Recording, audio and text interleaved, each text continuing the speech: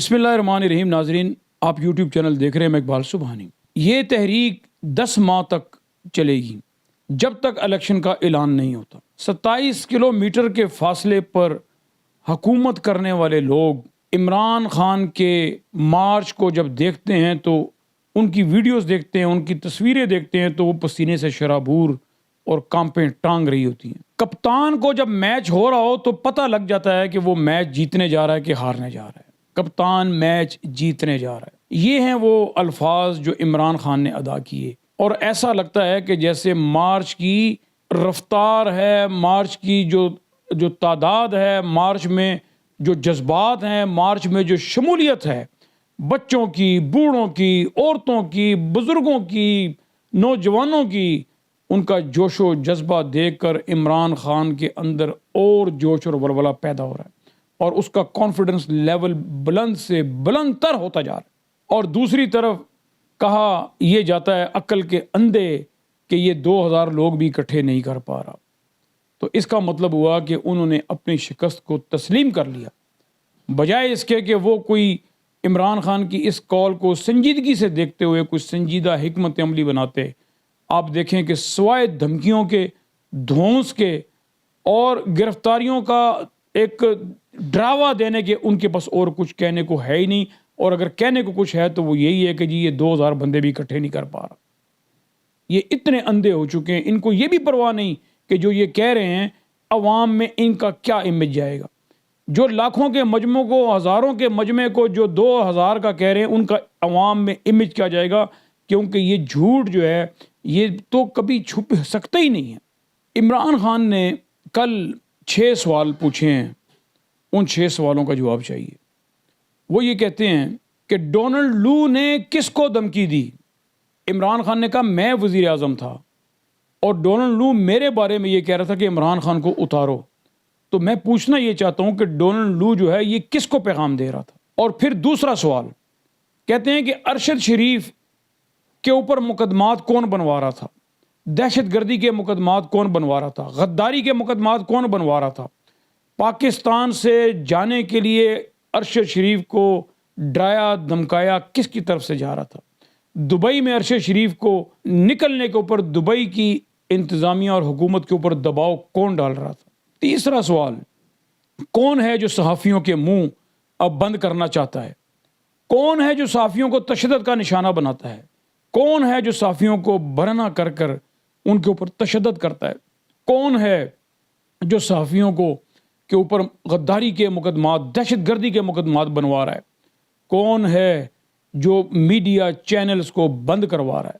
اور پھر پوچھتے ہیں کہ وہ کون ہے جس نے اعظم سواتی کو اور شہباز گل کو برہنہ کر کے تشدد کا نشانہ بنوایا اور اپنی مرضی کے بیان ان سے اگلوانے کی کوشش کرتا رہا؟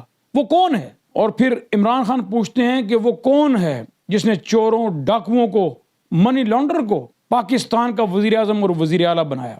وہ کون ہے جس نے ان لوگوں کو وزیر اعلیٰ بنایا کہ جن کے اوپر فرد جرم لگنے والی تھی، اور ایک وزیر اعظم بن گیا اور بیٹا وزیر اعلیٰ بن گیا؟ آخر یہ کس نے کیا؟ ملک کا خزانہ لوٹنے والوں، 16 ارب روپے کی جن کے اوپر منی لانڈرنگ کا کیس چل رہا تھا، 16 ارب روپے کا جس کے اوپر کیس چل رہا تھا، اس کو وزیر اعظم کس نے بنوایا؟ زرداری کے اوپر کیس کس نے ختم کروائے؟ ان تمام چوروں، لٹیروں، ڈاکوؤں اور منی لانڈروں کے اوپر کیس کس نے ختم کروائے؟ کون ہے جو نیب کے کیسز کے اندر ترامیم کر کے ان ڈاکوؤں کو سہولت دے رہا تھا؟ عابد شیر علی کے والد نے کہا، ان کی اپنی جماعت کے لیڈر نے یہ بات کہی کہ رانا ثناء اللہ نے 18 قتل کیے ہوئے ہیں. تو کون ہے کہ جس نے 18 قتل کرنے والے کو وزیر داخلہ بنایا، اس قوم کے اوپر مسلط کیا، جو آج بھی دن دناتا پھرتا ہے اور قوم کو دھمکیاں دیتا ہے؟ اور پھر پوچھتے ہیں کہ اگر آپ نے فیصلہ کر لیا ہے کہ آپ نے نیوٹرل رہنا ہے تو پھر وہ کون سی طاقت ہے کہ جو آپ کو صاف اور شفاف الیکشن کروانے سے روک رہی ہے؟ پاکستان نے یہ مناظر شاید اپنی زندگی میں پہلی مرتبہ دیکھے ہوں گے کہ کیسے بچے، بوڑھے، نوجوان اس مارچ کا حصہ بن رہے ہیں، اور لاہور سے لے کر اور آج گکھڑ تک یہ سلسلہ چل رہا ہے، اور کس طرح لوگوں کا جوش و خروش دیدنی ہے. بڑی سلو رفتار سے چلنا بھی ایک یہی حکمت عملی ہے کہ اس کو تاکہ حادثوں سے بچا جائے. عوام کی اتنی بڑی تعداد اس مارچ کے اندر شامل ہے کہ اس کو تیزی سے لے جایا نہیں جا سکتا. ہزاروں لاکھوں لوگ شرکت کر رہے ہیں مارچ کے اندر اور ان کا جوش جو ہے وہ دیدنی ہے. اور اب دیکھیں کہ خرم دستگیر نے ایک ٹاک شو کے اندر اس بات کا اعتراف کیا, ان کے منہ سے نکل گئی یہ بات کہ عمران خان کے راستے میں ان کے خلاف بینر لگائے جا رہے ہیں, اور بینر عمران خان کے اوپر مختلف قسم کے الزامات لگا کر ایسا لگتا ہے کہ جیسے خرم دستگیر جو ہے یا یہ نون لیگ جو ہے یہ ملک کے اندر امن و امان کا مسئلہ پیدا کرنا چاہ رہی ہے. حامد میر کے شو کے اندر خرم دستگیر کے منہ سے یہ نکل گیا کہ ہم نے بینر لگوائے ہیں. آج جب گجرانوالہ کے شہریوں نے گھڑی چور کے بینر لگائے اور توشہ خانہ چور کے بینر لگائے تو پنجاب پولیس نے ان کو اتارنا شروع کر دیا. ادھر ہم لگا رہے تھے, پیچھے سے وہ اتارے تھے. نہیں, لیکن ادھر ہم لگا رہے تھے, ہاں آپ لگا رہے تھے, جی میں نہیں, گجرانوالہ کے شہری لگا رہے تھے. آپ پڑھیں گے. یہ وہ خرم دستگیر ہے کہ جن کے والد نے فاطمہ جناح کے خلاف بینر لگوائے اور فاطمہ جناح کو ایسے ایسے غلیظ القابات سے نوازا کہ وہ آج میں ابھی اسکرین کے اوپر بولنے سے قاصر ہوں. وہ گالیاں تک اس کے والد نے, خرم دستگیر کے والد نے, غلام دستگیر خان نے فاطمہ جناح کو دی. اور اس وقت کے ماشاء اللہ کے اندر بھی یہی, اگر آپ وہاں اس زمانے کے اخبارات نکال کے دیکھیں تو فاطمہ جناح کو کہا جا رہا ہے ایوب خان کی طرف سے کہ مسلح افواج کے خلاف بولنے والوں کو معاف نہیں کیا جائے گا, جبکہ فاطمہ جناح معمار پاکستان کی بہن تھی اور پاکستان کی جد و جہد اور پاکستان کے بنانے میں ان کا ایک بہت کلیدی کردار. تو ان کو کہا جا رہا تھا اس زمانے میں کہ فوج کے خلاف جو بیان بازی ہو رہی ہے, فوج کے خلاف جو بات ہو رہی ہے, یہ کبھی بھی ہم برداشت نہیں کریں گے. یعنی کہ یہی فلم جو ہے وہ پہلے بھی چلتی رہی اور وہ جو فلم ہے وہ اب بھی چل رہی ہے, صرف چہرے بدل گئے. یہ سسٹم ہے پاکستان کا کہ کیسے لوگوں کو ڈرا دھمکا کر اپنی مرضی کے فیصلے لیے جاتے ہیں, اپنی مرضی تھوپی جاتی ہے, اپنی رائے مسلط کی جاتی ہے پاکستان کے عوام کے اوپر. اور ابھی ایک خبر اور بڑی سرگرم ہے کہ آرمی چیف کی تعیناتی کے حوالے سے دونوں بھائیوں میں, نواز شریف اور شہباز شریف کے اندر اختلافات پیدا ہو چکے ہیں. شہباز شریف اپنی مرضی کا آرمی چیف لگانا چاہتے ہیں جبکہ نواز شریف اپنی مرضی کا لگانا چاہتے ہیں. یہ کھیل تماشا ان لوگوں نے بنایا ہوا ہے. اور میں یہ بات پہلے بھی کہہ چکا ہوں کہ اس عہدے کو کیوں متنازع بنایا جاتا ہے, کیوں اس عہدے کے اوپر خاموشی اختیار نہیں کی جاتی, کیوں اس عہدے کو ایسا نہیں کیا جاتا کہ جب وقت آئے اور وقت کے اوپر جو بھی اس عہدے کا اہل ہو اس کو سینیارٹی کی بیس کے اوپر وہ آرمی چیف بن جائے اور اس نے بنانا ہے اس نے بنانا ہے, یہ چکر سارا ختم ہو جائے. اگر یہ اختیارات ختم کر دیے جائیں آرمی چیف کے حوالے سے, اس کی تعیناتی کے حوالے سے, وزیر اعظم کے پاس جو اختیارات ہوتے ہیں, جو بھی سینئر شخص ہوتا ہے وہ آرمی چیف بن جائے تو کتنا کام آسان ہو جائے گا.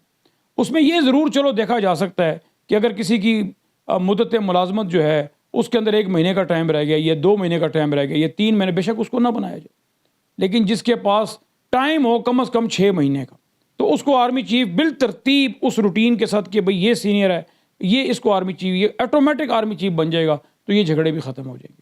آپ دیکھیں کہ 3-4 مہینے سے کیا 1 سال سے کنٹروورسی چل رہی ہے کہ آرمی چیف کون ہونا چاہیے, آرمی چیف ریٹائر ہوگا کہ نہیں ہوگا, آرمی چیف جائے گا کہ نہیں جائے گا.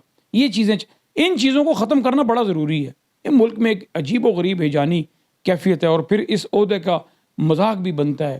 اس عہدے کو بس میرٹ کے اوپر ہونا چاہیے, جو سینئر ہو جس کے پاس 6 مہینے بقایا ہو اس کو آرمی چیف بنا دیا جانا چاہیے. مارچ کے حوالے سے راولپنڈی کے اندر تیاریاں زور و شور سے جاری ہیں. جو علامہ اقبال پارک ہے شمس آباد کے اندر مری روڈ کے اوپر راولپنڈی میں, وہاں پر خیمہ بستی, بہت بڑی خیمہ بستی پارک کے اندر اور باہر سائڈوں پہ اب بننے جا رہی ہے, اس کی تیاریاں عروج کے اوپر ہیں. اسی طرح جو اسلام آباد ٹول پلازا ہے اس کے پاس پشاور روڈ کے اوپر, وہاں پر ایک بڑی وسیع و عریض جگہ ہے, وہاں پر بھی خیمہ بستی اب بننے جا رہی ہے اور کام بڑے زور و شور سے جاری ہے. اور وہاں پر ایک تو خیمے بن رہے ہیں, لوہے کے وہ جو پائپ ہیں ان کو ویلڈ کر کے پھر ان کو ایک پوری ایک بستی کی کالونی کی شکل دی جا رہی ہے جہاں پر 500 واش روموں کا انتظام کیا گیا ہے اور 30,000 لوگوں کے وہاں پر ٹھہرنے کا انتظام کیا گیا ہے.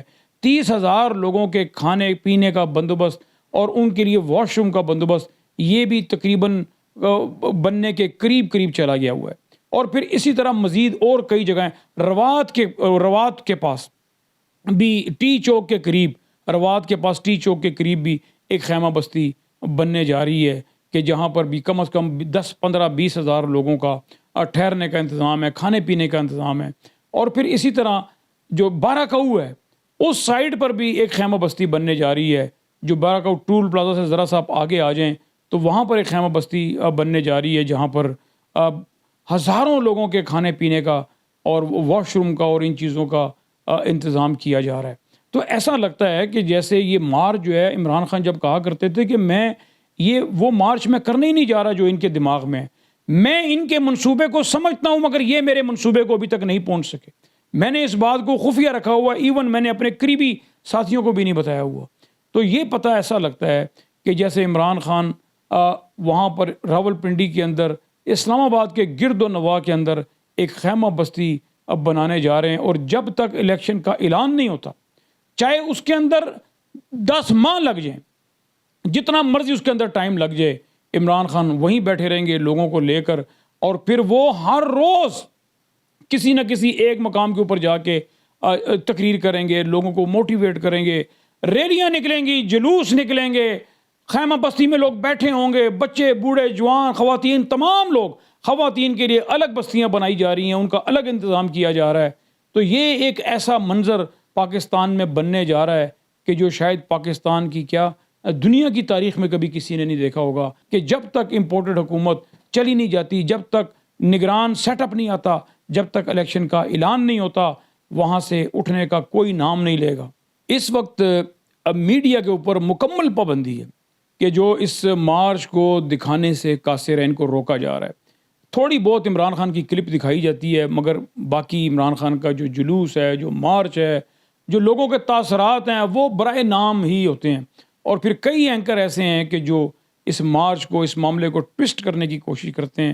عمران خان سے جب سوال مارشاء اللہ کا ہوا تو عمران خان نے کہا لگا دیں میری ذات پہ کیا فرق پڑتا ہے۔ تو عمران خان نے کبھی بھی مارشاء اللہ کا مطالبہ نہیں کیا، ایک سوال کا جواب دیا، ایک سمجھانے کے لیے کہ ابھی جو موجودہ صورتحال ہے، ابھی ایک صحافی کہہ رہے تھے کہ عمران خان نے مارشاء اللہ کا مطالبہ کر دیا ہے اور ان کو پتہ نہیں ہے کہ مارشاء اللہ میں کیا ہوتا ہے، فلاں ہوتا ہے، یہ ہوتا ہے، وہ ہوتا ہے۔ تو میں اس صحافی کو یہ کہنا چاہتا ہوں کہ آپ مارشاء اللہ کی برائیاں بتا رہے ہیں، کیا آپ نے یہ بتایا کہ ضیاء اللہ، اور پھر ضیاء اللہ کا نام لے کے انہوں نے کہا، کیا آپ نے یہ بتایا کہ ضیاء اللہ کے مارشاء اللہ کا بینیفیشری نواز شریف تھا؟ ضیاء اللہ کے 11 سال کے مارشاء اللہ کے اندر نواز شریف اقتدار میں رہا، آپ نے یہ کیوں نہیں بتایا؟ کیا آپ نے یہ بتایا کہ مارشاء اللہ میں اور موجودہ مارشاء اللہ میں کیا فرق ہے؟ ضیاء الحق کے مارشاء اللہ میں ضرور کوڑے مارے گئے چند لوگوں کو، مگر آج کے مارشاء اللہ میں لوگوں کو برہنہ کر کے مارا جا رہا ہے، لوگوں کے اوپر دہشت گردی کے مقدمات بنائے جا رہے ہیں۔ تو کیا یہ مارشاء اللہ نہیں ہے؟ یہ کسی مارشاء اللہ سے کم ہے کیا؟ اور پھر مجیب الرحمان شامی کو آپ دیکھیں کہ کتنے سینئر صحافی ہیں، مگر وہ اپنی بات کو کیسے ٹوسٹ دیتے ہیں، کیسے وہ پوری بات کو بنا کے اور پھر آخر میں آ کے عمران خان کے خلاف اپنے جو رائے ہے اس کو آرام سے عمران خان کے خلاف وہ دیتے ہیں۔ کیا ان جیسے صحافی کہ جن کو صحافت کے اندر جن کی زندگیاں گزر گئیں، کیا اس عمر کے اس حصے میں بھی ان کو یہ احساس نہیں ہے کہ پاکستان کے اوپر جو ٹولہ مسلط کیا گیا ہے، جس انداز سے کیا گیا ہے، جس طریقے سے کیا گیا ہے، اور اس ٹولے نے جیسے پاکستان کی دولت کو لوٹا ہے، پاکستان کے خزانوں کو لوٹا ہے، تو کیا ان صحافیوں کا کام نہیں ہے کہ صرف اس ایک نقطے کو لے کر وہ ان کے خلاف بات کریں اور کھل کر عوام کو بتائیں کہ ان کو ایک ایماندار لیڈر کی ضرورت ہے، نہ کہ ایک بے ایمان اور چور ڈاکو لیڈر کی ضرورت ہے۔ مگر مجھے افسوس سے کہنا پڑتا ہے کہ مجیب الرحمان شامی جیسے اور پھر اور بھی کئی ہیں کہ جو بات کو کہاں سے اٹھاتے ہیں، کہاں لے جاتے ہیں، اور پھر اس طرح گول مول باتیں کر کے باتوں کو ٹوسٹ دے کے پھر آخر میں سارا نزلہ جو ہے وہ عمران خان پر گرا دیتے ہیں۔ ناظرین اب تک اتنا ہی، میں آپ سے اجازت چاہتا ہوں، آپ اپنا اور اپنے چینل کا خیال رکھیے گا۔ اللہ آپ کا حامی و ناصر۔